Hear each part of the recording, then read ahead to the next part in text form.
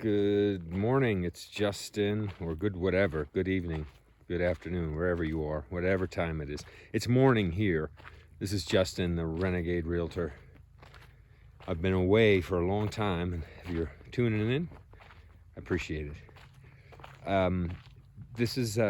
We're in New Mexico again, and I'm looking at some of the most beautiful flowers I've ever seen growing up as weeds on the side of the road. Something about being out in nature. It's just hard to believe how fabulous things can be. Just because. Sun's just coming up. It's hitting these beautiful daisies.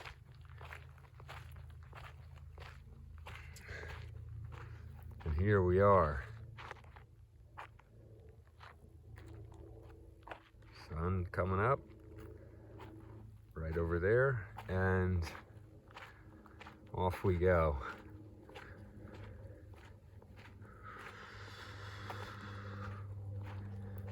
The housing market continues to stay strong. It's amazing how the projections, everybody got it wrong, or at least in the short term, everybody got it wrong. I've listening to so many programs and so many really smart people who back their predictions up with research, who would have predicted a big decline in housing prices and a recession or a depression by now. Naturally, it doesn't. It happens when it happens, and it seems inevitable that something like that will happen again. But it hasn't happened yet, and it's been a long time. I mean, I was calling, a year ago, I was saying, don't buy a house now. And I guess I would still say that. But it's incredible as you're watching the years go by, and let's say you're waiting. It's like, how many years do I have to wait? Well, home purchases are a huge investment, a huge expense, and you might have to wait a few years. One of the things that I think is remarkable, they say recessions go in, 6 or 7 year cycles. We've gone since the 2008 crash. There hasn't really been a big recession or a big depression or a big anything. I mean, there have been little things, but there hasn't been a major drop in the value of housing, because this is a real estate channel. Let's talk about housing. There hasn't been a major drop in home prices in, how long is that? It's soon it's like 15 years or something.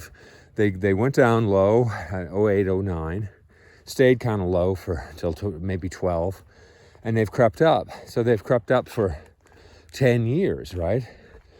11 years. They've kind of been creeping up, and they've dipped a little in the spring, but they're staying pretty strong. And people are coming up with reasons as to why. And some are good, and some maybe don't sound so great. I think one of the factors that we're seeing is the baby boomers